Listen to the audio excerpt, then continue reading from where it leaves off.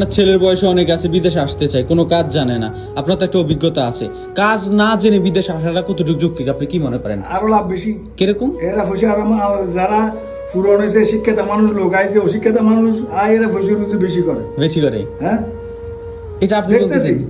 আচ্ছা এখানে আছে তো, আমার আত্মীয় মাঝে আছে। এখানে হরা নাই কিছু নাই, এদের দেশের মাঝে তারা 2 টাকা দিয়ে কেউ চাকরি দিতে নেয়। এখানে এরিতে মেলা টাকার মালিক হয়ে গেছে 2-3 বছর। এর কারণ কি আসলে? রিজিক। ও রিজিক। তকদিরে ফয়সালা আল্লাহ। আচ্ছা আচ্ছা, আল্লাহ রিজিক যেভাবে রাখছে এইভাবে। এই যে এটা তো কোনো ওইটা বলতে পারবো না যে আমি কালকে কি করব। একটা কথা আছে যে আপনি যদি আমারও বলেন ভাই কালকে কি করব, আমি বলবো যে কালকে কি করবো এটা আমার কাছে আইডিয়াও নেই, ধারণা নেই। কালকেরটা কালকে দেখা যাবে।